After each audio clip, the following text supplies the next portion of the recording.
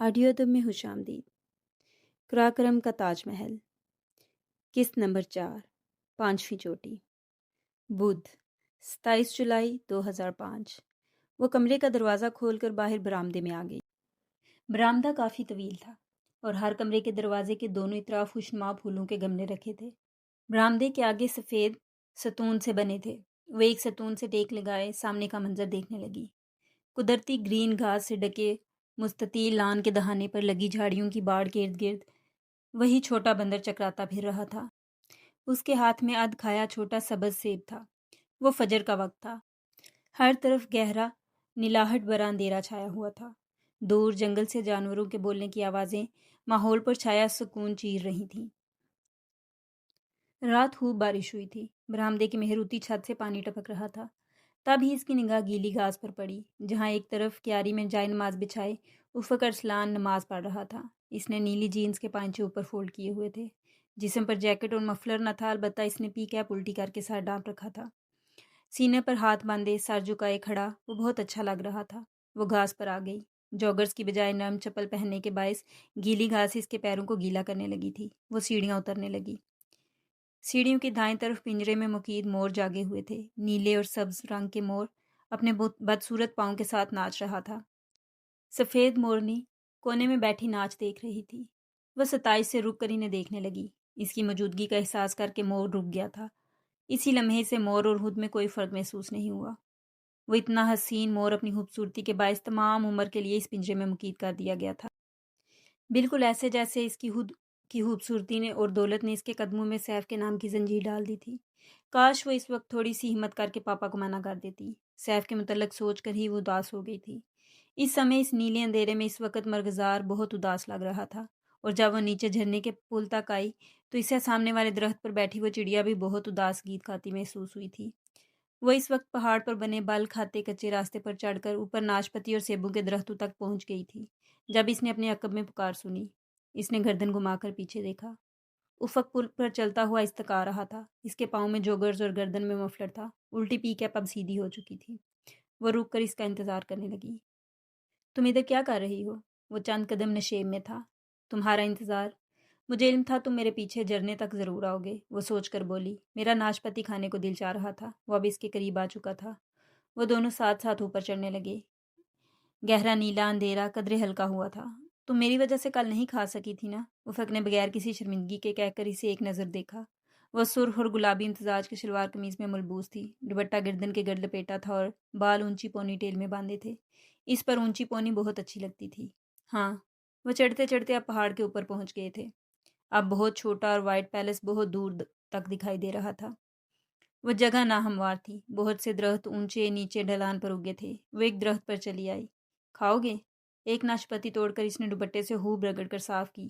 یہ اس کا سیبوں اور ناشپتیوں کو صاف کرنے کا اپنا طریقہ تھا، اور افق کی طرف بڑھائی۔ اس نے ہلکی مسکراہٹ کے ساتھ نفی میں سر ہلا دیا۔ میں پھل نہیں کھاتا۔ کیوں؟ پری نے حیرت سے بڑا ہوا ہاتھ نیچے گرا دیا۔ یوں ہی، اچھے نہیں لگتے۔ وہ ایک درخت کے تنے سے ٹیک لگا کر بیٹھ گیا۔ کھایا کرو، ان میں فائبرز ہوتے ہیں، معدے کے لیے اچھے ہوتے ہیں، وہ ڈاکٹروں کے محسوس انداز میں کہتی اس کے ساتھ بیٹھ گئی۔ اور سناؤ، تمہاری طبیعت کیسی ہے؟ خود دیکھ لو۔ افق نے اپنی کلائی اس کی جانب بڑھائی۔ سنجیدہ لہجے کے پیچھے شرارت تھی۔ اس نے بس ایک سیکنڈ کو نبض پکڑی پھر چھوڑ دی۔ ابھی تک بخار ہے مگر کل کی نسبت ہلکا ہے۔ افق نے ہاتھ پیچھے کر لیا۔ دور نیلے آسمان پر نارنجی سورج طلوع ہونے کو بےتاب تھا، مگر گہرے سیاہ بادل اسے راستہ نہیں دے رہے تھے۔ تم نے آج مور کو ناچتے دیکھا پری؟ اس کی نگاہیں آسمان پر چھائے بادلوں پر تھیں۔ وہ خاموش رہی۔ میں جب بھی ادھر آتا ہوں یہ مور مجھے پہچان کر اپنا ناچ ضرور دکھاتے ہیں۔ جن کو سیاح صرف لطف اندوزی کا سامان سمجھتے ہیں وہ ہمارے جانے کے بعد ہمیں یاد کرتے ہیں، ہمیں پکارتے ہیں۔ تمہیں نہیں لگتا پری کہ وائٹ پیلس کی سیڑھیوں کے ساتھ نصب پنجرے میں بند مور ہمارے جانے کے بعد ہمیں یاد کرے گا؟ اس جھرنے کا تیز بہتا پانی، پانی میں رکھے پتھر اور اس کے قریب لگے درخت پر وہ اداس گیت گاتی چڑیا ہمیں یاد کرے گی۔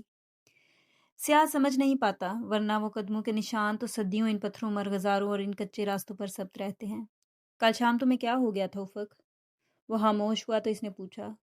سوال اتنا غیر متوقع تھا کہ افق نے چونک کر اسے دیکھا۔ کل شام؟ ہاں، کل شام، پری نے آہستہ سے اپنی آواز دہرائی۔ تم نے اپنی ناشپتی نہیں کھائی؟ بات مت بدلو۔ وہ اٹھ کھڑا ہوا۔ بارش ہونے والی ہے، چلو واپس چلتے ہیں۔ کھڑے ہو کر اس نے ہاتھوں سے پینٹ جاڑی۔ ایک سرخ رنگ کا کیڑا اس کے گھٹنے سے نیچے پتھریلی زمین پر گر گیا۔ تم جاؤ، میں بعد میں آ جاؤں گی۔ پریشا نے ہفگی سے منہ پھیر لیا۔ جھرنے کے بہتے پانی نے دیکھا تھا کہ وہ دونوں اس پل ایک بار پھر اجنبی ہو گئے تھے۔ وہ کچھ کہے بنا وہاں سے چلا گیا۔ وہ پھر ویسا ہو گیا تھا جیسا کل شام تھا، جیسے جلیل کے ریسٹورانٹ میں تھا، اجنبی، ناشناسا سا۔ پھر کتنی ہی دیر وہ بغیر کھائی ناشپتی ہاتھ میں لیا وہاں بیٹھی، لمحوں کا شمار کرتی رہی، یہاں تک کہ سیاہ بادل برسنے لگے۔ تب وہ اٹھی اور پہاڑ کی ڈھلان سے اترنے لگی۔ وہ پری کو سیڑھیوں پر موروں کے پنجرے کے قریب کھڑا تیز بارش میں بھیگتا ہوا دکھا تھا۔ وہ بہت اداسی سے ترک زبان میں ان موروں کو کوئی گیت سنا رہا تھا۔ سبز اور نیلے پنکھ پھیلائے مور ناچ رہا تھا۔ افق کے سر پر پی کیپ نہیں تھی۔ بارش نے اس کا پورا جسم بھگو ڈالا تھا۔ اسے یوں بارش میں کھڑا دیکھ کر اسے بہت غصہ آیا تھا۔ کیوں کھڑے ہو تم ادھر؟ جاؤ اپنے کمرے میں۔ کتنی مرتبہ کہوں تم سے؟ یہ بات سمجھ میں نہیں آتی تمہیں؟ ابھی تمہارا بخار بھی نہیں اترا۔ جاؤ جا کر آرام کرو۔ وہ غصے سے بلند آواز میں چلائی تھی۔ سر پر ٹرے رکھ کر بارش کے پانی سے بچتے اس ویٹر نے جو تیزی سے سیڑھیاں پھیلانگتے ہوئے اتر رہا تھا، حیرت سے گردن پھیر کر ایک لمحے کو اسے دیکھا۔ جو ہود بارش میں بھیگتی اسے ڈانٹ رہی تھی۔ تمہیں کوئی حق حاصل نہیں مجھ پر حکم چلانے کا، وہ بھی جواباً چلایا تھا۔ ایک لمحے کو وہ چپ سی ہو گئی۔ واقعی کہاں حق رکھتی تھی وہ ایک اجنبی پر؟ ٹھیک ہے پھر مرو اسی بارش میں۔ وہ تیزی سے سیڑھیاں پھیلانگتی اوپر آ گئی۔ لان میں 3 بندر اٹکیلیاں کر رہے تھے۔ لان کو بھاگتے ہوئے عبور کرتے اس نے راستے میں پڑی منرل واٹر کی خالی بوتل اٹھا کر میز پر چڑھے بندر کو زور سے ماری۔ بندر سہم کر جھاڑیوں کے پیچھے گم ہو گیا۔ وہ بارش میں بھیگتی کمرے تک آئی تھی۔ ایک بارش سوات کے پہاڑوں پر ہو رہی تھی، ایک اس کی آنکھوں سے برس رہی تھی۔ وہ خود پر کمبل تان کر پوری دنیا سے چھپ کر رونے لگی۔ ارسا اور نشا پرسکون سو رہی تھیں۔ باہر موسلادھار بارش میں چوڑی سیڑھیوں کے درمیان موروں کے پنجرے کے ساتھ کھڑا افق ارسلان ابھی تک بھیگ رہا تھا۔ وہ تمام دن کمرے میں رہی تھی۔ پھر جب دن ڈل گیا اور افق پر سیاہی پھیلنے لگی تو وہ ٹی وی کے آگے سے ہٹی، جس پر پی ٹی وی اور جیو کے سوائے کوئی چینل نہیں آتا تھا۔ اس نے رات کا کھانا بھی نہیں کھایا۔ پھر نشا اسے زبردستی اٹھا کر وائٹ پیلس کے باہر بنی دکانوں تک لے آئی۔ اس کو سواتی شالوں اور قیمتی پتھروں کی شاپنگ کا کوئی شوق نہیں تھا، مگر محض نشا کا ساتھ دینے وہ کافی دیر تک وہاں سر کھپاتی رہی۔ دونوں واپس آئیں تو وائٹ پیلس کی سفید عمارت کے سامنے پھیلے وسیع و عریض لان کے وسط میں دائرے کی صورت میں احمد صاحب، شہلا، افتخار، ارسا اور افق بیٹھے تھے۔ افق کے پیچھے سنگ مرمر کے سفید بینچ تھے، جس سے ٹیک لگائے وہ ایسے بیٹھا تھا کہ دائیں ٹانگ گھاس پر پھیلا رکھی تھی، بایاں گھٹنا سیدھا کھڑا تھا۔ وہ خاموشی سے سر جھکائے گھاس کے تنکے نوچ رہا تھا۔ اس کی پی کیپ اس کے سر پر تھی۔ احمد صاحب اور باقی افراد کسی بحث میں محو تھے۔ نشا بھی شامل ہو گئی۔ صرف وہ اور افق خاموش تھے۔ وہاں وائٹ پیلس کے برآمدے سے آنے والی روشنی اور چاندنی کے علاوہ دوسری کوئی لائٹ نہیں تھی، جس کے باعث اس کا چہرہ ٹھیک سے دیکھ نہیں سکی تھی، مگر وہ اسے صبح کی نسبت بہتر لگا تھا۔ اتا ترک کے بارے میں تمہارا کیا خیال ہے افق؟ احمد انکل بحث کو مشرف سے اتا ترک تک لے گئے تھے۔ ان کے پکارنے پر اس کی گھاس نوچتی انگلیاں رکیں۔ اس نے چہرہ اونچا کیا تو چمکتی چاندی نے اس کے چہرے کے حدوحال کو قدرے واضح کیا تھا۔ نکاہت اور بیماری واضح تھی۔ اتا ترک، اس نے دہرایا، پھر شانے اچکا دیے۔ وہ ترکوں کا باپ تھا۔ باپ کبھی بچے کی غلط رہنمائی کرتا ہے؟ احمد صاحب سے پہلے ہی پریشا تیزی سے بولی۔ وہ حفیظ سا مسکرایا۔ تم ٹھیک کہہ رہی ہو، میں اردگان کا حامی ہوں۔ اس نے اپنی پی کیپ کی جانب کچھ اشارہ کیا جسے وہ سمجھ نہ سکی۔ ویسے میں نے سنا ہے تمہارا ڈکٹیٹر اتا ترک کو آئیڈیلائز کرتا ہے اور روانی سے ترک زبان بولتا ہے۔ قدرے توقف سے اس نے سوال کیا۔ وہ اس لیے کہ ہمارے ڈکٹیٹر کو اس کے علاوہ اور کوئی کام نہیں ہے۔ نشا ڈکٹیٹر کے ذکر سے چڑ گئی۔ نشا، یہ ڈکٹیٹر بادشاہ ہوتے ہیں اور بادشاہوں سے بھی زیادہ اختیار ہوتے ہیں ان کے پاس۔ ویسے میں نے سنا ہے کہ تمہارا بادشاہ یورپ اور امریکہ سے آنے والوں کی بہت قدر کرتا ہے۔ مجھے تو اس نے آج تک نہیں پوچھا، شاید اس لیے کہ میں مسلمان ہوں۔ فکر مت کرو، تم راکا پوشی سار کر لو، تمہیں کوئی ایوارڈ دلوا ہی دیں گے، نشا نے کہا۔ کون سا ایوارڈ؟ نشان حیدر، وہ دلچسپی سے بولا۔ نہیں، وہ تو شہید ہونے کے بعد ملتا ہے اور ملٹری اعزاز ہے۔ خیر، تم پہلے کوئی پاکستانی پہاڑ سار کرو، قومی اعزاز کے بارے میں بعد میں سوچیں گے۔ وہ بد مزہ سا ہو کر پیچھے ہوا۔ میں گیشیے بروم 2، براڈ پیک اور نانگا پربت سر کر چکا ہوں۔ تمہارے صدر نے مجھے کبھی نہیں بلایا۔ اب تو میں نے امید لگانا بھی چھوڑ دی ہے، وہ بہت مصنوعی افسوس سے کہہ رہا تھا۔ تم نے نانگا پربت سر کیا ہے؟ دی کلر ماؤنٹین، پریشا چونکی تھی۔ ہاں۔ وہ کیب ٹھیک کرتے ہوئے اٹھ کھڑا ہوا۔ میں چلتا ہوں، آپ لوگ باتیں کریں۔ پری کی نگاہوں نے لان عبور کر کے سیڑھیاں چڑھتے افق کا دور تک تعقب کیا تھا۔ آج وہ موروں کے پنجرے کے پاس نہیں رکا تھا۔ محفل جاری تھی۔ جب وہ وہاں سے اٹھ کر اوپر آ گئی، وہ افق کو تلاش کر رہی تھی۔ وہ مستطیل لان میں نہیں تھا، نہ ہی اپنے کمرے کے آگے بنے برآمدے میں۔ وہ تو اپنے کمرے میں بھی نہیں تھا۔ لان میں اس رات بندر بھی نہیں تھے۔ وہ تیسری منزل پر آ گئی۔ ایک نگاہ میں اس نے اطراف کا جائزہ لیا۔ چوکور احاطے کے دائیں طرف کونے میں آگے جا کر ایک بالکونی بنی تھی۔ اسے وہاں افق کی جھلک دکھائی دی۔ وہ وہیں آ گئی۔ وہ بالکونی پرانے وقتوں کے محلوں کی طرز پر بنی تھی۔ اس کی ریلنگ اونچی تھی جس پر کونیاں ٹکائے وہ قدرے جھک کر نیچے جھرنے کو دیکھ رہا تھا۔ وہ اس کے عقب میں آ کر کھڑی ہو گئی۔ اس کی کیپ کا پچھلا حصہ اس کے سامنے تھا۔ اس پر سفید مارکر سے کسی نے ہاتھ سے لکھ رکھا تھا، ہیل ٹو طیب اردگان۔ اس نے یہ فقرہ پہلی بار نوٹ کیا تھا۔ افق اپنے گرد و پیش سے بے خبر دھیمی آواز میں کچھ گنگنا رہا تھا۔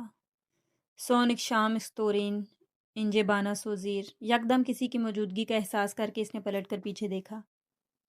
تمہاری کیپ پر طیب کی سپیلنگ غلط لکھے ہیں۔ طیب کے آخر میں بی آتا ہے، تم نے پی لکھا رکھا ہے۔ اس کے خود کو سوالیہ نظروں سے گھورنے پر جو اس کے منہ میں آیا وہ بول پڑی، میں نے نہیں لکھا۔ چہرہ واپس جھرنے کی طرف موڑ کر وہ بے نیازی سے بولا، یہ جنیک کی کیپ ہے، اس نے لکھا ہے۔ ترک زبان میں بی کی جگہ پی استعمال ہوتا ہے۔ یہ اس نے انگریزی میں اس لیے لکھا ہے کہ وہاں ترک میں لوگ انگریزی سے نابلد ہیں اور وہاں کی ملٹری اردگان کو پسند نہیں کرتی۔ مگر تمہاری انگریزی تو بہت اچھی ہے۔ وہ اس کی طرح ریلنگ پر کوہنیاں ٹکائے کھڑی ہو گئی۔ فرق یہ تھا کہ وہ سامنے دیکھ رہا تھا اور وہ اسے۔ میں بچپن میں کافی عرصہ امریکہ میں رہا ہوں، شاید اس کا اثر ہو۔ اچھا، تم نے جنیک کی کیپ کیوں لے رکھی ہے؟ میں مصر جا رہا تھا تو انقرہ کے ایئرپورٹ پر یوں ہی مذاق میں نے اس کی کیپ چھینی اور اس نے میری، بس پھر بعد میں ہم واپس نہیں کی۔ وہ رکا اور قدرے توقف سے بولا، ہم دونوں انجینئر ہیں اور سائٹ پر جاتے ہوئے کیپ لیتے ہیں کہ دھوپ ہوتی ہے تو بس عادت پڑ گئی ہے۔ اور یہ مفلر؟ اس نے گردن میں موجود مفلر کی طرف اشارہ کیا۔ افق نے گردن جھکا کر اسے دیکھا۔ یہ مفلر نہیں ہے، یہ ترکی کا جھنڈا ہے۔ اوہ، وہ حیران ہوئی، میں تو اسے مفلر سمجھتی تھی۔ میں اسے راکا پوشی پر لہرانے کو لایا ہوں۔ وہ پھر سے اندھیرے میں دیکھنے لگا۔ وہ اس کی جانب دیکھنے سے دانستہ گریز کرتی نگاہیں ترچھی کر کے اسے دیکھ رہی تھی۔ تم ابھی کیا گا رہے تھے؟ کچھ نہیں، ہمارا ایک لکھاری ہے، احمد اومد، اس نے لکھی تھی، ایک نظم ہے۔ پھر وہ رخ پھیر کر ریلنگ سے ٹیک لگا کر کھڑا ہو گیا اور دونوں بازو سینے پر باندھ لیے۔ کیا مطلب ہے اس کا؟ افق اس کا مطلب سمجھانے لگا۔ مجھے سناؤ نا، ویسے ہی جیسے تم ابھی گنگنا رہے تھے۔ وہ ضد کر رہی تھی۔ چند لمحے خاموش رہا، پھر وہ بہت مدھم آواز میں گنگنانے لگا۔ زندگی کے سفر میں بکھرنے سے، ملنے کی آخری شام کے ڈھالنے سے اور ایک دوسرے کی سانسوں دھڑکنوں کی آخری آواز سنتے سے، کہ جس کے بعد تم میری دنیا سے دور چلے جاؤ گے، تمہیں مجھ سے ایک وعدہ کرنا ہوگا کہ جب بھی سورج طلوع اور اناتولیا کی گلیوں میں روشنی کے قطروں کی طرح گرے گی اور رات کی جامنی پہاڑوں پر جمی برف پگھلے گی، اور پھر جب اس برف میں دبی داستان مرمرا کے پانیوں میں بہہ جائے گی، تب تمہیں مجھ سے ایک وعدہ نبھانا ہوگا کہ اس رات کے بعد اپنی زندگی میں آنے والی ہر صبح کی ٹھنڈی ہوا اور ہر بارش کے بعد گیلی مٹی اور جامنی پہاڑوں پر دودھ کی سی جمی برف کو دیکھ کر تم مجھے یاد کرنا کہ یہ میرا تم پر اور تمہارا مجھ پر قرض ہے۔ وہ اسی مدھم سر میں ریلنگ سے ٹیک لگائے آنکھیں موندے گنگنا رہا تھا۔ وہ اس کے لہجے میں اس کی آواز میں کھوئی ہوئی تھی۔ دفعتاً بادل گرجے تو افق چونک کر رک گیا اور گردن اٹھا کر سیاہ تاریک آسمان کو دیکھنے لگا۔ چلو چلتے ہیں، بارش ہونے لگی ہے۔ وہ چل پڑا۔ پری اس سے پیچھے اس کے جوتوں کے نشانات پر جو گھاس میں گم ہو رہے تھے پاؤں رکھتی چلنے لگی۔ نیچے اپنے کمرے کی چوکھٹ پر پہنچ کر دروازہ بند کرنے سے پہلے افق نے ایک لمحے کو رک کر اس کی آنکھوں میں دیکھا۔ I'm sorry for everything۔ صبح والے واقعے کے متعلق دھیمے سے کہہ کر اس نے دروازہ بند کر دیا۔ وہ بے اختیار مسکرا دی۔ جمعرات، 28 جولائی 2005۔ سوات کے پہاڑوں پر ٹھنڈی پرنم اور بادلوں سے ڈھکی صبح اتری ہوئی تھی۔ سورج ابھی پوری طرح طلوع نہیں ہوا تھا۔ کل کی طرح آج بھی بادلوں نے آسمان کو اپنی راجدھانی بنایا ہوا تھا، مگر آج ان کا رنگ ہلکا تھا۔ خدا کرے آج بارش نہ ہو۔ اپنے کمرے سے باہر برآمدے میں آتے ہوئے اس نے دل ہی دل میں بے اختیار دعا مانگی تھی۔ آج انہیں سوات سے کالام جانا تھا۔ کالام تھا تو ضلع سوات تحصیل ہی، مگر پھر بھی لوگ منگورہ اور سید شریف کو ہی سوات بولتے تھے۔ برآمدے سے باہر لان کے وسط میں جس جگہ کل وہ نماز پڑھ رہا تھا آج بھی ادھر ہی بیٹھا تھا، پر آج وہ نماز نہیں پڑھ رہا تھا۔ اس نے کیپ الٹی کر کے پہن رکھی تھی، پاؤں میں جرابیں تھی اور جینز کے پائنچے اوپر طے کیے ہوئے تھے، اور آنکھیں بند کیے وہ بالکل گوتم بدھ کے انداز میں ہاتھ گھٹنوں پر رکھے یوگا کر رہا تھا۔ وہ دبے قدموں سے چلتی اس کے عقب میں آئی۔ जूते एक तरफ उतारे और इसके पीछे दाएं तरफ इसी बुद्धा वाले अंदाज में आलती पालती मारकर बैठ गई। उफक ने आंखें खोली और हाथों की पोजीशन बदलने ही लगा था कि किसी एहसास के तहत सर पीछे करके देखा। परीक्षे को अपने पीछे योगा के अंदाज में बैठे देखकर इसकी आंखों में खुशगवार हैरतदार आई। सुबह बहर योगा? इसने यकलफ्जी इस्तफसार किया। सुबह बहर, हाँ योगा। वो घास पर लेट गया, बाजू सर के पीछे करके पाँव क्यारी की ईंटों तक लंबे किए और फ्लोर पोज करते हुए पूरी कुव्वत से ईंटों को धकेला। कब से कर रही हो योगा? 2 मिनट पहले से। वो अपने जवाब पर खुद ही हंस पड़ी। वाकई? घुटने को लेटे लेटे सीने तक ले जाते हुए उफक ने हैरत से इसे देखा। नहीं, मैं 16 साल की उम्र से योगा कर रही हूँ। तब ही तो अपनी उम्र से कम दिखाई देती हो। वो अब बाएं घुटने को आहिस्ता आहिस्ता ऊपर नीचे कर रहा था। शुक्रिया। मैं कितने साल की दिखाई देती हूँ? 16 साल की। मेरा ख्याल है अब तुम झूठ बोल रहे हो। झूठ नहीं, मुबालगा राई। वो होले से हंसा। तुम 21-22 वर्ष की उम्र की लगती हो, इससे ज्यादा नहीं। वो योगा छोड़कर लान में रखी सफेद कुर्सी पर जा बैठा। क्या नाराज हो गई? वो माउंटेन पोज करने के लिए उठ खड़ा होगा। इसने नफी में गर्दन हिलाई। मैं हफ्ते में 3 दिन योगा करती हूँ। आज वो दिन नहीं है। वो सर हिलाकर खामोशी से योगा करता रहा। कितनी ही देर खामोशी छाई रही। दूर जंगल से जानवरों के बोलने की आवाज़ें वक्फे वक्फे बात सुनाई दे रही थी। कितने बजे जाना है कलाम? वो इससे कोई बात करना चाहती थी, सो यही पूछ लिया। जफर ने 8 बजे का कहा था। अपनी मश्क खत्म करके इसने घास पर रखी कैप जो इसने लेटने से पहले उतार दी थी उठाकर सर पर रखी और मेज़ पर पड़ी घड़ी अपनी बाहीं कलाई में पहनने लगा। तुम कितनी दफ़ा इन इलाकों में आ चुके हो? 2 मरतबा पहले आया था। एक बार तब जब गेशे ब्रूम टू सर करने आया था और दूसरी बार 2 साल पहले। वो घास पर बैठा जोगर्स पहन रहा था। 2 साल पहले क्यों आए थे? यूं ही। वो सर झुकाए जोगर्स के तस्मे बंद कर रहा था। परीक्षे जवाब के इंतजार में इसके हाथों पर निगाहें मरकूज किए रही। बाईं कलाई में पहनी घड़ी को आज पहली दफ़ा इसने गौर से देखा था। इसके स्याह चमकते डायल के दरमियान में हीरों का छोटा सा एहराम बना था। अच्छी है ना मेरी घड़ी? सिकंदरिया से ली थी। मिस्री अपना ट्रेडमार्क हर चीज़ में बहुत अच्छे से डालते हैं। वो हंसकर कहता हुआ पैंट झाड़ता उठ खड़ा हुआ। ये हमारे व्हाइट पैलेस में आखिरी 2 घंटे हैं। आओ यहाँ घूमते फिरते हैं। वो इसके हमरा सीढ़ियों की तरफ चली आई। तुमने वो कमरा देखा है, पहली मंजिल, जिसे रॉयल स्वीट कहते हैं? वो सीढ़ियों से उतरते हुए इसको इस 300 साल कदीम व्हाइट पैलेस की तारीफ बताने लगा। इसने बेहतियार जमाई रोकी। ये होटल पहले वालिया सवाद का महल था। फिर? वो सीढ़ियाँ उतरते हुए इसे बहुत कुछ बता रहा था। वो बोर होने लगी थी। इसे व्हाइट पैलेस की तारीफ से कोई दिलचस्पी नहीं थी, मगर महज जिसका दिल रखने को वो सुनती रही। मोरों का पिंजरा पीछे छोड़कर वह नीचे रविश पर आए तो वो बड़ा सा लॉन खामोशी में डूबा था। लॉन के एहतमाम पर नाशपति का दरख्त था, जिसके साथ कुर्सी डाले बूढ़ा सिक्योरिटी गार्ड बैठा था। तुम क्या हर साल यूं ही सैर सियाहत के लिए निकल जाते हो? वो दोनों चलते चलते लॉन की एक तरफ बने नीली टाइल्स वाले फव्वारे के मंडीर पर बैठ गए। हर साल? मैं तो साल के 10 महीने नगर नगर फिरता हूँ। मैं पैदाइशी स्याह हूँ। मुझे हर जगह एक्सप्लोर करने का शौक है। सियाहत जिंदगी बदल डालती है। आप एक दफ़ा पहाड़ों पर निकल जाएं तो वापसी पर आप वैसे नहीं होते। आप बदल जाते हैं। पहाड़ों का सफ़र इंसान को बदल देता है। इसके बाद the life is never same again. Memes ने कहा, अगर आलमी लीडर्स चंद दिन किसी पहाड़ पर इकट्ठे चढ़ते गुजार दें तो दुनिया के तमाम मामलात और मसाइल हल हो सकते हैं। और अगर 2 अच्छे कोपे माँ भी चंद दिन राकापोशी पर एक साथ गुजार दें तो यकीन करो उनके भी सारे मसाइल हल हो सकते हैं। उफक बड़ी संजीदगी और मासूमियत से कहा तो वो मुस्कुरा दी। हो सकता है मसाइल बढ़ जाएं। कम ऑन, तुम एक क्लाइंबर हो। तुम्हें दुनिया का सबसे खूबसूरत पहाड़ देखना चाहिए। मैंने तस्वीर में देख रखा है। तुम्हें इसे सर करना चाहिए।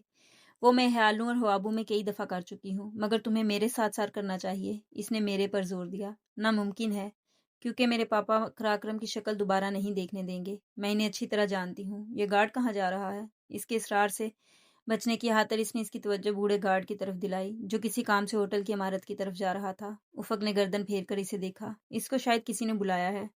तुमने कभी चोरी की है? उफक ने गर्दन वापस घुमाकर आंखें सुकेड़ कर मशकूक नजरों से इसे देखा। नहीं, मैंने भी नहीं की, मगर अब दिल कर रहा है। चोरी करने का? नहीं, तुमसे करवाने का। इसने मासूमियत से कहा। मतलब क्या है तुम्हारा? उफक ने इसे घूरा। तुम जानते हो तुम बहुत गुड लुकिंग हो। मैं खुशामद से मुतासिर नहीं होता, सॉरी। और तुम एक बहुत अच्छे इंसान भी हो। मैं सच सुनकर भी गलत काम नहीं करता। और मैं दुआ करूंगी कि तुम राकापोशी सार कर लो। अगर तुम मुझे इस दरख्त पर से एक नाशपति ला दो तो। वो चंद लम्हे खामोशी से इसे घूरता रहा, फिर बोला, बहुत बेहतर, लाता हूँ। वो चंद कदम फासले पर उगे दरख्त तक गया और हाथ बढ़ाकर एक शाख तोड़कर इतनी जोर से पकड़ा कि इस पे बैठी चिड़िया सहम कर उड़ गई। ओह, तुमने इसे डरा दिया। परी ने तासुब से आसमान पर उड़ती चिड़िया को देखा। शाह हाथ में पकड़े उफक ने रुक कर भागोर इसे देखा, फिर मुस्कुराया।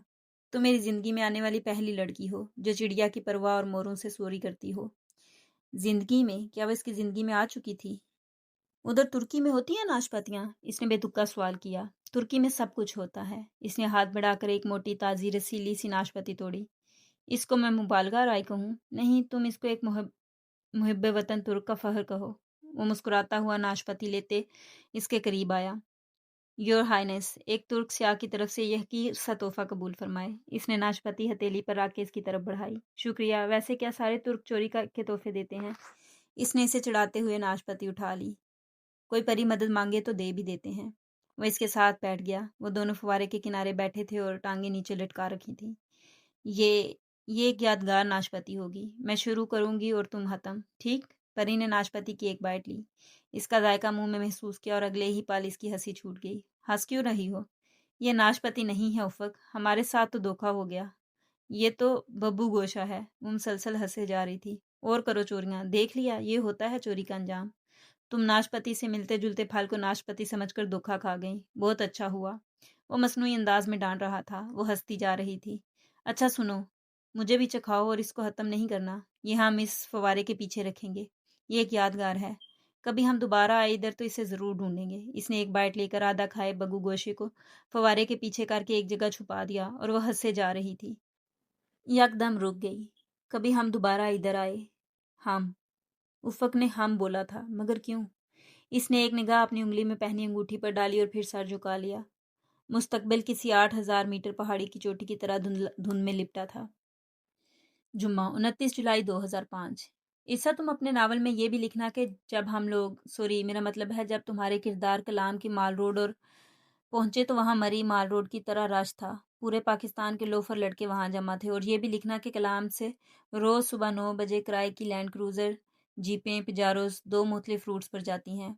और सुनो, तुम ये भी लिखना कि तुम्हारे किरदार आंसू झील वाले रूट की बजाय माहौढुंड झील वाले रूट पर जा रहे थे, हमारी तरह। और वो चारों आगे पीछे माल रोड के किनारे पर चलते हुए दाएं तरफ बहते दरिया पर बने पुल की तरफ जा रहे थे, जिसकी दूसरी तरफ सड़क पर लैंड क्रूजर्स और प्राडोस की लंबी कतार खड़ी थी। इन किराए की गाड़ियों के माहिर ड्राइवर अपने अपने मुसाफिरों का इंतजार कर रहे थे। आगे मैं बताता हूँ इरसा, आगे तुम लिखना। इनके पाँव के नीचे सड़क थी और सर पर आसमान था और दरिया का पानी बहुत शोर मचाता था। वो इरसा को जिस तरह के मशवरे दे रही थी, इस अंदाज में नकल करते वो बोला तो परीश ने बुरा सा मुंह बनाया। ज्यादा बोलने की जरूरत नहीं, मैं सिर्फ इसे मशवरा दे रही थी। हाँ, तो मैं भी मशवरा ही दे रहा हूँ। वो इसे चिढ़ा रहा था। वो हुफ्की से सबसे तेज आगे निकल गई। सुनो इरसा, एक खबर सुनाओ। पीछे आते उफक ने दानिस्ता आवाज में महज इसे चिढ़ाने की गर्ज से कहा। परी ने चलते हुए दोनों हाथ कानों पर रख लिए। इरसा, तोमास उमर पाकिस्तान में है। कानों पर हाथ रखने के बावजूद इसे सुनाई दिया था। खबर ही ऐसी थी कि वो झटके से पूरी आंखें खोलकर इसको देखा। वाकई? किधर? कलाम में है? मैं तो इरसा को बता रहा था, वो तपाने वाली मुस्कुराहट के साथ बोला। हाँ, तो इससे ही बताओ, मैं कौन सा सुन रही हूँ। इसने शाने झटके और आगे निकल गई। वैसे इरसा, वो नांगा पर्वत पर जा रहा है। मैं नहीं सुन रही, परी ने कानों पर हाथ रखकर इतनी बुलंद आवाज में कहा कि पास से गुजरते दो लड़के रुककर इसे देखने लगे। तुम लोग क्या सड़क के बीच में खड़े होकर टीनेजर्स वाली हरकतें कर रहे हो? तीनों के घूरने का इसे एहसास हुआ और फिर पुल पार करने तक वो सारा रास्ता खामोश रही। वो इसके ग्रे और सिल्वर प्राडो पर माउडन के रूट पर जा रहे थे। ज्यादातर गाड़ियां माउडन ही जा रही थीं। आंसू झील की तरफ स्याह बहुत कम जाते थे। किराए की इन गाड़ियों के ड्राइवर पर पुरहतर रास्तों पर ड्राइविंग में महारत रखते थे। लाहौर कराची में गाड़ी चलाने वाले आम ड्राइवर कलाम से आगे इन रास्तों पर गाड़ी नहीं चला सकते थे। वो प्राडो के साथ खड़ी हो गई। ड्राइवर इसे पहचान गया था। कल शाम कलाम पहुंचते वक्त परीशे ही तो थी जिसने जफर के साथ इस ड्राइवर से आज की सवारी का सौदा तय किया था। जफर इसे 1200 देना चाहता था, जबकि ड्राइवर 1500 मांग रहा था। परीशे को 300 रुपए के लिए बहस करना सही नहीं लगा, इसलिए इसने मामला खुद ही तय कर दिया। वो प्राडो के साथ खड़ी पुल की जानब देखने लगी, जहां वो तीनों आगे पीछे खड़े थे। उफक सबसे आगे था। स्याह जीन्स, मेहरून शर्ट, सफेद टूरिस्ट जैकेट, गर्दन में सुर्ख मफलर, सर पर पी कैप, पाँव में जॉगर्स और कंधे पर बैग उठाए च्युइंगम चबाता वो इसकी जानब आ रहा था। ملتے رنگوں کے اس امتزاج پر پریشے کو حیرت ہوئی تھی، کیونکہ اس نے خود بھی سیاہ ٹراؤزرز کے ساتھ مہرون کشمیری کڑھائی والا کرتا اور بڑا سا دوپٹہ لے رکھا تھا۔ بالوں کو اس نے کیچر میں باندھ رکھا تھا اور پاؤں میں گلابی اور سفید جوگرز تھے۔ افق پراڈو کی اگلی جانب جبکہ وہ تینوں پچھلی سیٹ پر بیٹھی تھی۔ وہ ڈرائیونگ سیٹ سے بالکل پیچھے بیٹھی تھی تاکہ اسے افق کا چہرہ ٹھیک سے دکھائی دے۔ اسے خود پر بھی حیرت ہوئی کہ جب وہ مری میں تھے تو وہ اس سے بات نہیں کر رہی تھی، اور اب وہ کتنے اچھے دوست بن چکے تھے۔ اس سفر میں اسے 5 دن بھی نہیں ہوئے تھے اور یوں لگتا تھا کہ جیسے صدیاں بیت گئی ہوں۔ پراڈو پرہتر راستوں پر دوڑنے لگی تو وہ کھڑکی سے باہر کی طرف بہتے نیلے دریا کو دیکھنے کی بجائے افق سے پوچھنے لگی، تمہیں کیسے پتا کہ توماس پاکستان آیا ہوا ہے؟ میں اس کا میڈیا ایڈوائزر تو نہیں ہوں، ظاہر ہے اخبار میں ہی پڑھا ہے۔ تم اس سے کبھی ملے ہو؟ اسے جاننے کا بہت اشتیاق تھا۔ پریشے جہاں سے یہ کلائمبنگ ورلڈ بہت چھوٹی اور گول ہوتی ہے، یہاں درجنوں بار آپ ایک دوسرے سے ٹکراتے ہیں۔ میں توماس سے پچھلی بار نانگا پربت پر ٹکرایا تھا، وہ آ رہا تھا اور میں جا رہا تھا۔ کیسا ہے دیکھنے میں؟ اتنا ہی گڈ لکنگ جتنا تصویروں میں آتا ہے۔ اب میں اسے جیلس ہو رہا ہوں، اس لیے پلیز اس موضوع کو بند کرو۔ وہ مسکین سی صورت بنائے ہاتھ جوڑ کر بولا تو وہ بڑبڑاتی ہوئی کھڑکی سے باہر دیکھنے لگی۔ ویسے پری، اس نے محض چھیڑنے کی غرض سے اسے پکارا، تمہاری گورنمنٹ ان علاقوں میں گیس کیوں نہیں لاتی؟ یہ لوگ دریا کی قیمتی لکڑی کو ایندھن کے طور پر استعمال کرتے ہیں۔ گورنمنٹ وردی اتار دے، یہ بہت ہے، گیس بھی آتی رہے گی۔ نشا گورنمنٹ کے ذکر پر بد مزہ ہو گئی تھی، وہ ہنس پڑا۔ پریشیا خاموش رہی کیونکہ غیر ملکیوں کے سامنے وہ اپنے ملک کی کسی حامی کے بارے میں بات نہیں کرنا چاہتی تھی۔ اس نے دل ہی دل میں دعا کے افق کے یہ موضوع چھوڑ دے۔ چور نظروں سے اس نے ارسا کو بھی دیکھا۔ ارسا نے بات سنی ہی نہیں تھی، وہ بےتابی سے کھڑکی سے باہر دیکھتے ہوئے کچھ تلاش کر رہی تھی۔ کیا ہوا ارسا؟ وہ ابھی آتا ہے تو دکھاتی ہوں۔ پچھلے سال تو ادھر ہی تھا، پتہ نہیں کدھر گیا۔ وہ دور تک پھیلے پہاڑی سلسلے کو متلاشی نگاہوں سے دیکھ رہی تھی، مگر تھا کیا؟ پہاڑ تھا، پتہ نہیں کدھر گم ہو گیا ہے۔ وہ فکر مند سی تھی۔ لیں ان کی سنیں، پہاڑ کبھی گم ہوئے ہیں ارسا میڈم؟ افق خوب ہنسا تھا۔ ارسا نے جیسے سنا ہی نہیں۔ مجھے لگتا ہے اس ڈرائیور کی گاڑی کے مالک سے کوئی دشمنی ہے، تبھی اتنی تیز ڈرائیو کر رہا ہے۔ ابھی پہیہ ادھر ہوا اور ہم گئے نیچے، نشا نے پریچے سے انگریزی میں کہا۔ پری نے کھٹ سے وہی بات ڈرائیور سے کہہ دی۔ باجی، یہ ہمارا روز کا روٹ ہے، آپ نہیں گرو گی، اللہ خیر کرے گا، وہ جھینک کر بولا۔ آپ ایسے کہہ رہا ہے جیسے ہم اکیلے گریں گے، خود بھی تو ساتھ ہی گرے گا نا، نشا زیر لب بڑبڑائی۔ اس اتنے پرہتر راستے سے بہت خوف آ رہا تھا۔ افق تصویریں بنا رہا تھا، ارسا ابھی تک پریشانی سے کچھ ڈھونڈ رہی تھی۔ پریشے نے راستہ دیکھتے ہوئے پوچھا، کتنا فاصلہ رہ گیا ہے؟ گھنٹے تک اشو ویلی پہنچ جائیں گے۔ جواب افق نے دیا تھا۔ وہ آج بہت بول رہا تھا، ہنسے حشاش بشار موڈ میں۔ پہلے اشو ویلی رکیں گے، پھر گلیشیئر، پھر آبشار، اور آخر میں وہ جگہ جہاں ہم آج رات گاس پر گزاریں گے۔ پری، تم اس ملک میں رہتی ہو اور تم نے ابھی تک یہ جگہیں… وہ آ گیا، وہ دیکھو بالکل سامنے۔ ایک دم ارسا خوشی سے چلائی تھی، وہ سامنے دیکھو، شاہ گوری۔ شاہ گوری ادھر کالام میں؟ پری نے اس کی نگاہوں کے تعاقب میں دیکھا، جہاں بالکل سامنے جامنی پہاڑوں کے سلسلے کے درمیان ایک الگ سا برف سے ڈھکا سفید پہاڑ کھڑا تھا۔ یہ شاہ گوری ہے، مگر شاہ گوری تو سکردو سائڈ پر ہے، کراکرم کے پہاڑوں میں، ہے نا افق؟ اس نے الجھ کر افق کو مخاطب کیا، مگر وہ اپنی گود میں رکھے کیمرے کو دیکھ رہا تھا۔ اس نے کوئی جواب نہیں دیا۔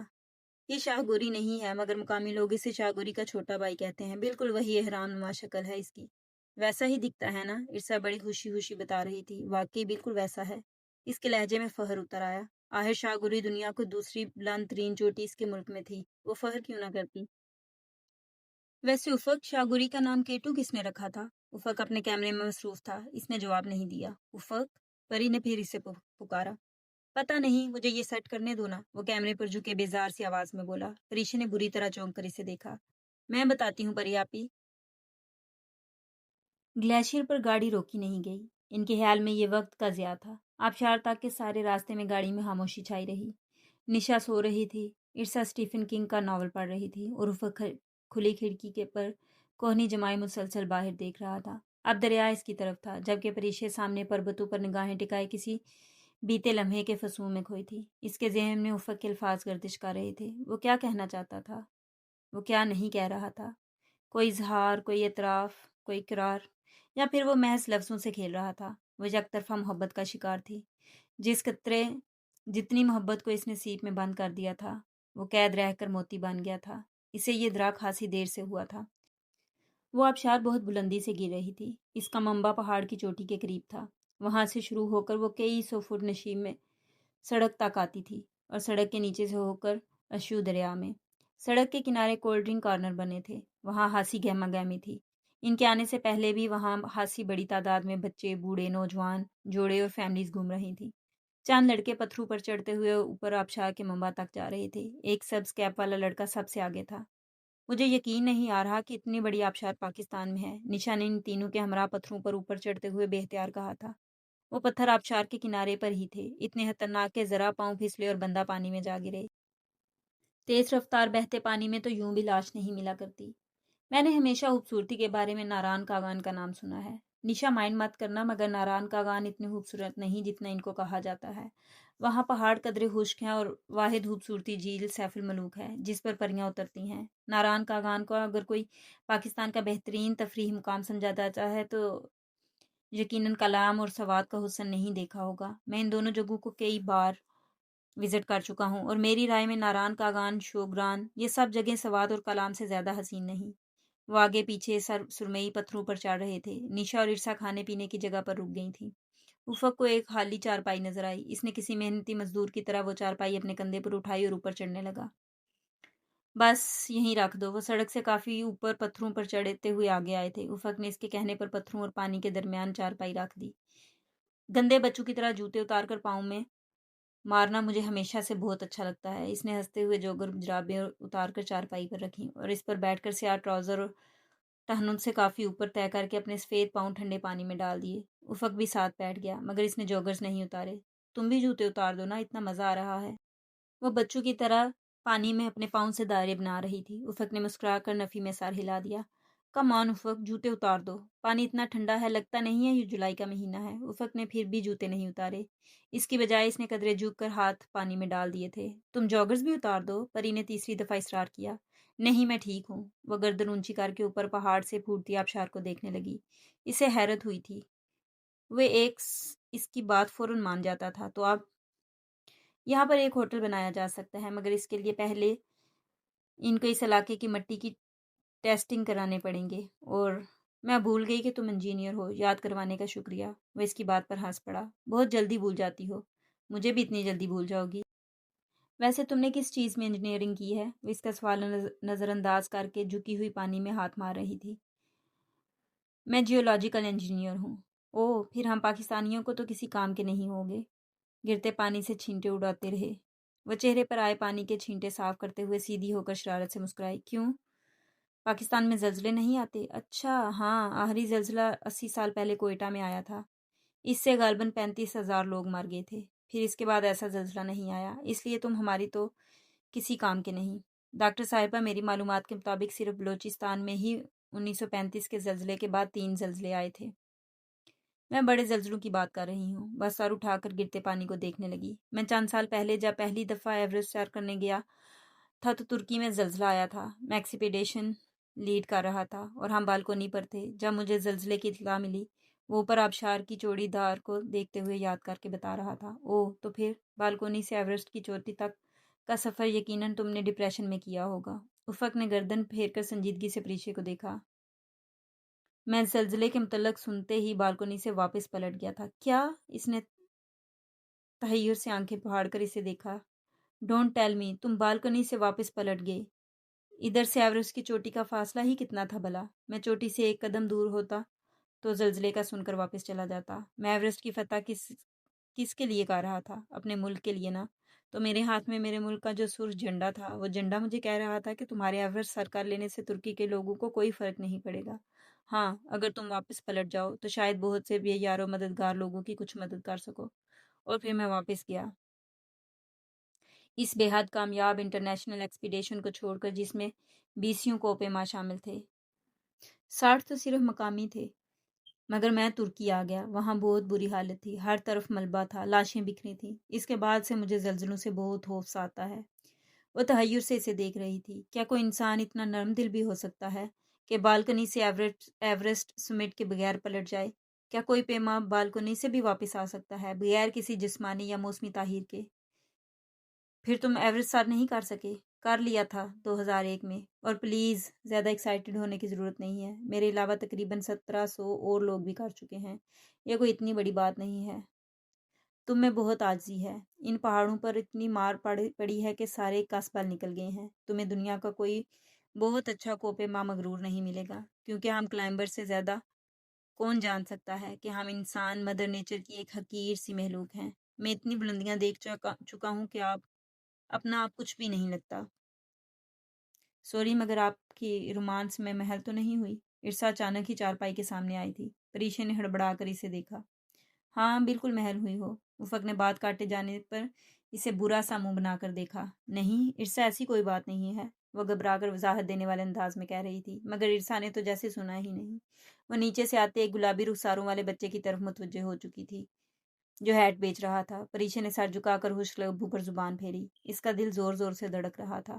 اس کے ارد گرد کے لوگ کیا واقعی سب کچھ جان گئے تھے؟ میں کیسی لگ رہی ہوں؟ ارسا بچے سے ایک ہیٹ لے کر سر پر ٹرائی کر رہی تھی۔ بالکل ٹائٹینک والی کیٹ ونسلٹ، افق نے مسکرا کر کہا۔ میں اتنی موٹی لگ رہی ہوں؟ بس رہنے دو، مجھے نہیں چاہیے ہیٹ۔ اس نے فوراً ہیٹ اتار کر بچے کو واپس کر دی۔ اس کی گلابی رنگت پر مایوسی بھی چھا گئی۔ وہ بجھے چہرے کے ساتھ پلٹنے لگا۔ سنو، مجھے تو ہیٹ دکھاؤ۔ پر اسے رہا نہ گیا تو بچے کو بلا لیا۔ وہ فوراً آ پلٹا اور سارے ہیٹ اس کے سامنے رکھ دیے۔ میں اسے پہن کر کچھ اور تو نہیں لگ رہی؟ اس نے ایک سکن کلر کا سادہ سا ہیٹ خرید لیا تھا۔ نہیں، بہت اچھا ہیٹ ہے، افق نے مسکرا کر کہا۔ اس نے یہ نہیں کہا تھا کہ تم اچھی لگ رہی ہو۔ اس نے ایک دفعہ غلطی سے اس کی ہنسی کی تعریف کر دی تھی، وہ بھی شاید مذاق میں کی تھی۔ وہ کبھی اس کی مغلئی آنکھوں، رسیلے ہونٹوں یا سیاہ چمکدار بالوں کی تعریف نہیں کرتا تھا، شاید اس کو غور سے دیکھتا بھی نہیں تھا۔ وہ ظاہری چیزوں کی پوجا کرنے والوں سے بہت مختلف تھا۔ افق ہاتھ پانی میں ڈالے اس ہیٹ والے بچے کی طرف پانی اچھال رہا تھا۔ بچہ اپنا ہیٹ کا ٹھیلا ایک طرف رکھ آیا تھا اور آبشار کے بالکل کنارے پر اپنی پنڈلیاں ڈالے ایک گورے سیاہ کے مذاق کو انجوائے کر رہا تھا، ساتھ ساتھ وہ بھی اس پر پانی اچھال رہا تھا۔ مت کرو تم دونوں، میرے اوپر پانی آ رہا ہے۔ اپنا کڑھائی والا نیا کرتا خراب ہوتے دیکھ کر وہ غصے سے بولی۔ ہم کھیل رہے ہیں، بہتر تم شاید 20 سال پہلے اپنے بچپن میں چلے گئے ہو، مگر میرا ایسا کوئی ارادہ نہیں ہے۔ میں جا رہی ہوں۔ وہ کسی صورت پانی اچھالنے سے باز نہیں آ رہا تھا۔ یہ دیکھتے ہوئے وہ اپنے جوگرز ہاتھ میں اٹھائے پتھروں سے نیچے اترنے لگی۔ وہ لوگ ہنسی دیر آبشار پر بیٹھے رہے، یہاں تک کہ سورج ان کے سروں پر آ گیا اور آبشار کا پانی سنہری دھوپ میں مزید چمکنے لگا۔ بہت سے ٹورسٹ آبشار سے جا رہے تھے، کچھ اب آ رہے تھے۔ غرض آبشار پر ہر وقت رونق لگی رہتی تھی۔ دوپہر میں جب وہاں سے روانہ ہوئے تو پریشے اتنی تھک چکی تھی کہ گاڑی میں بیٹھتے ہی سو گئی۔ اسے نیند سے نشا نے تب جگایا جب مادھو ڈھونڈ آ گئی تھی۔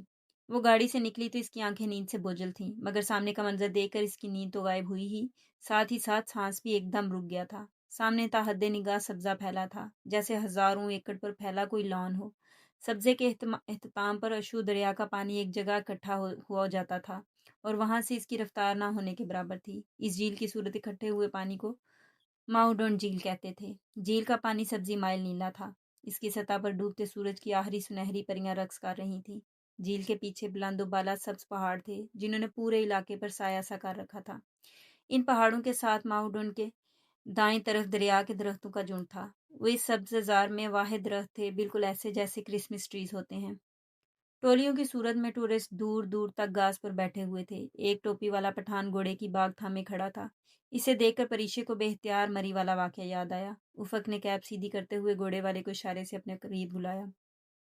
اللہ کا انگلش راجی کا؟ قریب آنے پر اس نے شلوار قمیص میں ملبوس چھوٹی چھوٹی داڑھی والے پٹھان سے پوچھا۔ نہ انگلش نہ راجی کا، پختو راجی کا۔ افق نے مایوسی سے نفی میں گردن ہلا دی۔ تم پشتو بول رہے ہو؟ اس نے حیرت سے افق کو دیکھا۔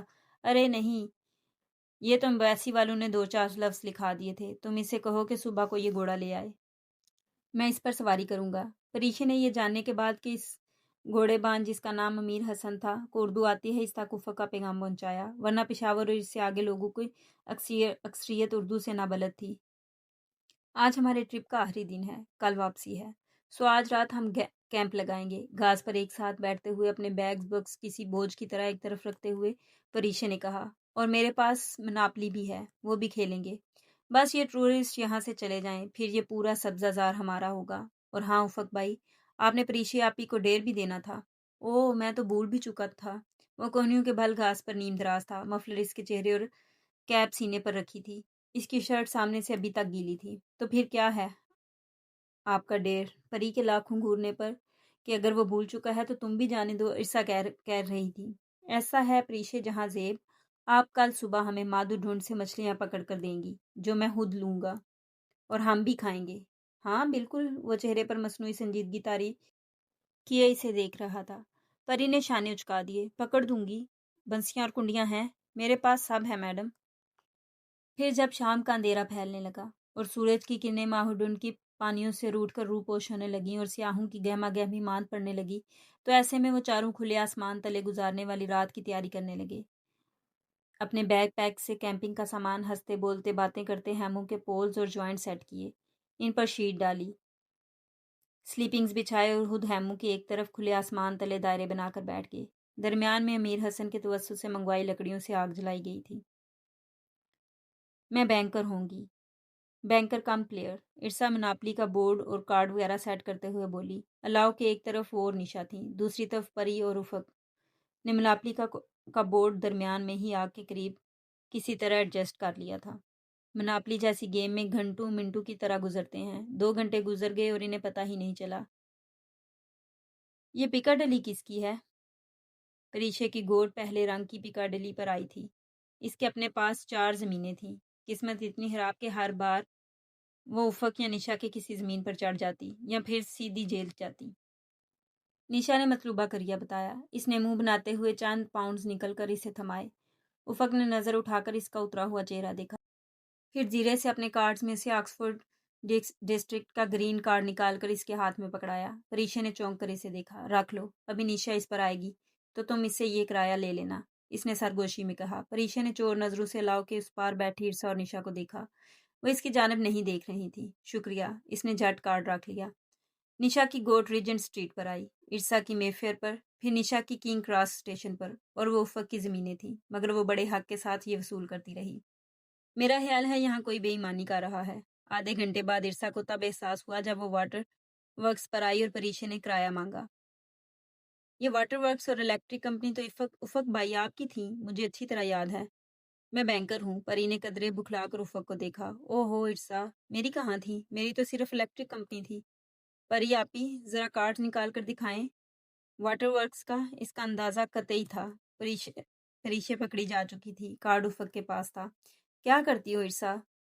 پری جھوٹ تھوڑی بول رہی ہے، میں نے اپنی گناہ گار آنکھوں سے یہ زمین خریدتے دیکھا ہے۔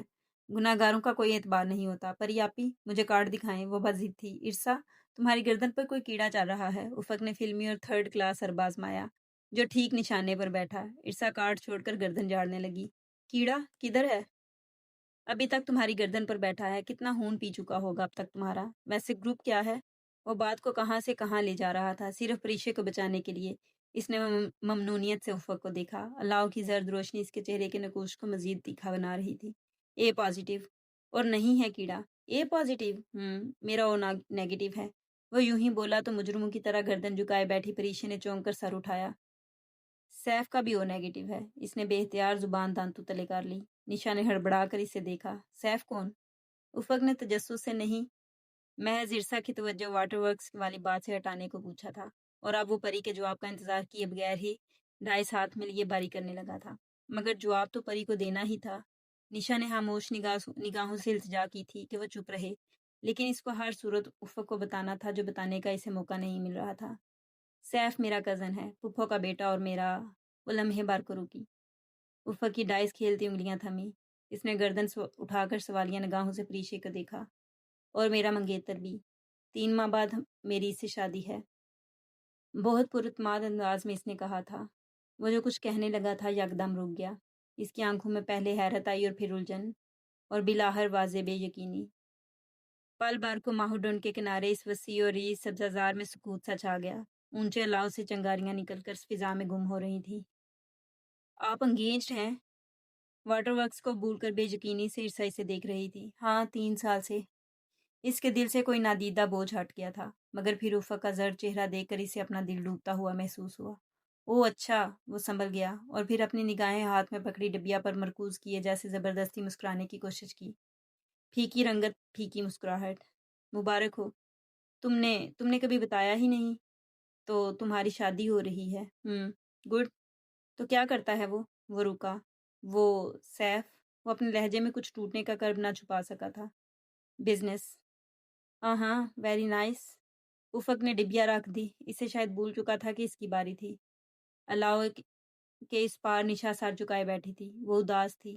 परिशे समझ सकती थी, मगर इसको हर सूरत में किसी भी किस्म की गलतफहमी अगर थी तो ख़त्म करनी थी। लकड़ियों में से बार बार चटहने की आवाज़ आ रही थी। चलें, गेम दोबारा शुरू करें। ईर्षा का लहजा बुझा बुझा सा था। कल खेल लेंगे, अब सोते हैं। निशा ने उफक की मुश्किल आसान कर दी। वो गालबन वहां से हटना चाह रहा था। निशा के कहने पर कार्ड रख कर उठ खड़ा हुआ। वाटरवर्क्स का कार्ड सबके सामने ही था, मगर किसी ने कुछ नहीं कहा।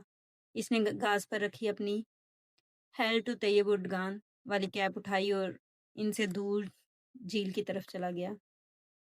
सुबह आबशार पर मैंने आई एम सॉरी परियापी, वो मेरे मुंह से यूं ही गलती से निकल गया था। मैंने सिर्फ मजाक किया था। मुझे नहीं इल्म था कि आप अंगेज्ड हैं, वरना आई एम सॉरी। सॉरी परियापी। तजब्जुब और शर्मिंदगी इसके लहजे से टपक रही थी। इट्स ओके इर्सा, मैंने बुरा नहीं माना। तुम ये गेम समेट लो। थैंक्स। बेदिली से गेम समेट कर इर्सा अपने हैमे की तरफ चली गई।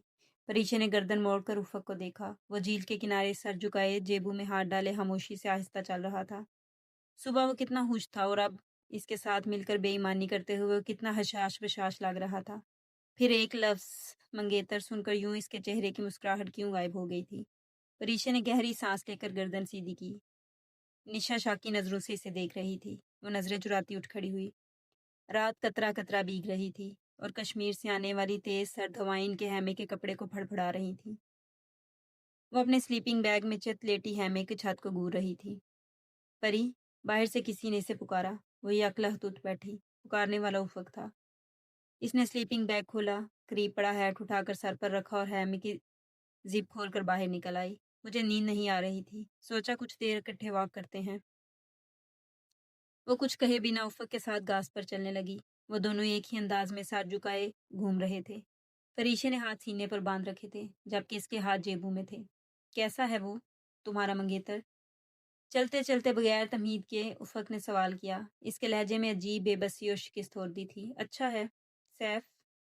इसने पल भर को सोचा। अमीर है, हैंडसम है, वेल मैनर्ड है, मुझसे मोहब्बत करता है। वो चलते चलते झील के किनारे तक पहुंच गए। रात की इस पहर वहां छाई खामोशी को इन पहाड़ों से जंगली जानवरों के बोलने की आवाज़ ची रही थी। मगर तुमने मेरे सवाल का जवाब नहीं दिया। मैंने पूछा था वो अच्छा है। उफ़क़, एक ज़ालिम व जाबिर बादशाह अपनी राया के लिए जितना बुरा होता है, अपनी औलाद के लिए इतना ही अच्छा होता है। फिर हम इसे क्या कहें, बुरा या अच्छा? ये लफ्ज़ मेरी समझ में नहीं आता, इसलिए शायद मैं तुम्हें ये बता ना सकूं कि वो अच्छा है या नहीं। अलबत्ता पसंद नापसंद की बात और होती है। वो झील के किनारे घास पर बैठ गया था, पीछे भी इसकी बाईं तरफ।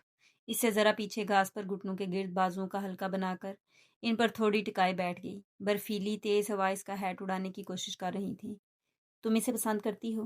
वो सामने चांदनी में नहाई झील को देख रहा था। वो मेरी पुप्पो का बेटा है। पापा को बहुत पसंद है। उन्होंने मंगनी से पहले मेरी मर्जी नहीं पूछी थी। पुप्पो ने रिश्ता मांगा, उन्होंने फौरन हाँ कर दी। तुम हमारे यहाँ के रिश्तों की ब्लैकमेलिंग को नहीं जानते। पाकिस्तान में रस्म व रिवाज तुर्की से बहुत मुख्तलिफ हैं। यहाँ अगर रिश्ता मांगने पर किसी पुप्पी चचा मामू को इनकार कर दिया जाए तो वो आन में आकर खून के रिश्ते तक तोड़ डालते हैं। पुप्पो को मैं बहुत अच्छी तरह जानती हूँ। वो पापा की इकलौती बहन है, पापा का वाहिद खूनी रिश्ता जो इस दुनिया में है। मैं इस वक्त शायद इनकार भी कर देती, मगर जब सैफ का रिश्ता आया तो वो दिली तौर पर इतना मुस्तहकम हो चुका था कि पापा से ताल्लुक तोड़ देता।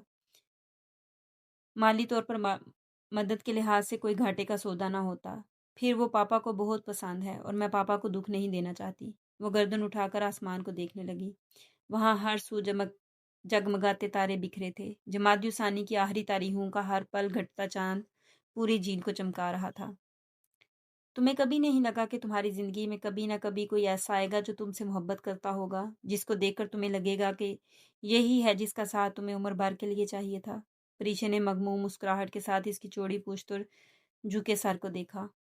बाज लोग जिंदगी में बहुत देर से मिलते हैं उफक अरसलान, इतनी देर से कि हम चाहें भी तो इन्हें अपनी जिंदगी का हिस्सा नहीं बना सकते। तो जो लोग जिंदगी में बहुत देर से मिलते हैं, इनको आप अपनी तरजीहात में किस मुकाम पर रखती हैं डॉक्टर परीशे जहांजेब? परी ने चौंक कर इसे देखा।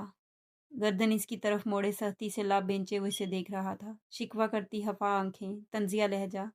वो गहरी सांस भर कर रह गई। मेरे नज़दीक हर फर्द की अहमियत। तेज हवा का झोंका इसका हैट उड़ा कर ले गया। वो बात रोक कर उठ खड़ी हुई। मेरा हैट। चंद कदम दूर जाकर इसने घास और पड़ा अपना हैट उठाया। वो भी उठकर इसके करीब आ गया। चलो खैर, जाने दो। तुम मंगनीशुदा हो तो क्या हुआ, हमारे दरमियान एक और ताल्लुक तो है ही। वो चूंकि वो क्या? इसका दिल जोर से धड़का था। हम अच्छे दोस्त तो हैं ना? वो एकदम फिर से पुराना फकरसलान लगने लगा था। वही पुराना हंसमुख और अपना अपना सा। हाँ वो तो हैं। वो खुलकर मुस्कुरा दी। तो फिर तुम इस अच्छे दोस्त के साथ राकापोशी आ रही हो ना? वो फिर से पुराने मूड में आ गया था। वो दोनों माहूढूंड झील के चमकते पानियों के किनारे टहलने लगे। ये मेरे लिए नामुमकिन है, मुझे पापा कभी इजाज़त नहीं देंगे। वो बहुत कंजर्वेटिव हैं क्या? नहीं, ये बात नहीं है। इस लिहाज से तो वो बहुत लिबरल हैं। अच्छा, फिर? 4 साल पहले मैं स्पांति की एक्सपीडिशन पर गई थी। बुनियादी तौर पर मिलिट्री एक्सपीडिशन थी, पाकिस्तानी नेवी की। मैं एक्सपीडिशन डॉक्टर के तौर पर यूं ही 7 फीट हो गई थी। वो बताकर हंसी। बहुत मिन्नतें की थी नज़ीर साबर की। उन्होंने ही एडजस्ट कराया था मुझे पाक नेवी के साथ। हमने बड़े कम वक्त में स्पांति को सर भी कर लिया, मगर वापसी पर चोटी से चंद फुट दूर से गिर गई। मेरा बायां कंधा बुरी तरह जख्मी हो गया। इसके बाद पापा ने मेरी कोपेमाई पर पाबंदी लगा दी। वो मेरा स्कर्दू से आगे पराक्रम का पहला तजर्बा था। मैं और करना चाहती थी, पर पापा इजाज़त नहीं देते। वो डरते हैं कि मैं गिर ना पड़ूं। मैं तुम्हारे साथ हूँगा, तुम क्यों गिरोगी? बहुत अपनायत से उफक ने कहा। ये बात तुम मेरे पापा को नहीं समझा सकते। कोशिश तो कर सकता हूँ। नहीं, इसकी कोई ज़रूरत नहीं है, वो घबरा कर तेज़ी से बोली। फिर फ़ौरन अपनी कैफियत को छुपाकर वजाहत करने वाले अंदाज में कहा, वो नहीं मानेंगे, इस किस्से को छोड़ दो। अच्छा ठीक है, और अगर ज़्यादा पर्सनल नहीं हो तो एक बात पूछूं? पूछो। तुमने कभी बताया नहीं, तुम कहाँ रहती हो? मरी में? हमने शायद अपने अपने बारे में एक दूसरे को कुछ भी नहीं बताया उफक, वो मुस्कुरा कर बोली। शायद, मगर तुम कहाँ रहती हो?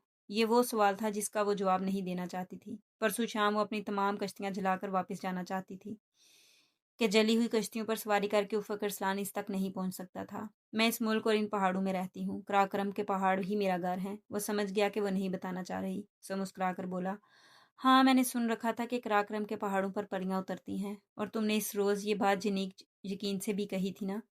मैं इस बात से बेखबर था कि तुम पीछे बैठी हो। मगर मैं परी नहीं हूँ। इसने उदासी से हाथ में पकड़े हैट पर खुले सुर्ख गुलाब को देखा। तुम परी हो? नहीं, इसने नफ़ी में गर्दन हिलाई। नाम से कोई परी नहीं बन जाता। मेरा सिर्फ नाम परी है। जानती हो परी, जब मैंने तुम्हें पहली दफ़ा देखा था तो मुझे लगा था यूं जैसे कराक्रम के पर्वतों से रास्ता भूल कर मार्गला की इस पहाड़ पर बरसती बारिश में पिला लेने वाली कोई मासूम खौफजदा सी परी हो। मैंने अरसा हुआ ख्वाबों की दुनिया में रहना छोड़ दिया है। टूटे ख्वाब बहुत अजियत देते हैं उफक। वो खामोश रहा, फिर चंद सानिये बाद आसमान को देखकर बोला। रात बहुत गहरी हो चुकी है, अब सोना चाहिए। तुम जाओ, मैं अभी झील के किनारे बैठना चाहती हूँ। वह इससे दूर झील के किनारे पर बैठ गई। जूते उतार कर एक तरफ रखे और माहू ढूंढ के स्याह नजर आने वाली झील जिस पर चांदनी की तय चढ़ी हुई थी, पाँव लटका दिए। वो अपने हैमे की तरफ गया। अलबत्ता हैमे की जिप खोलने से पहले एक लम्हे को इसने मुड़कर पीछे जरूर देखा, जहां वो पानी में पाँव लटकाए चांदी की मीठी चांदी के खामोश गीत सुन रही थी।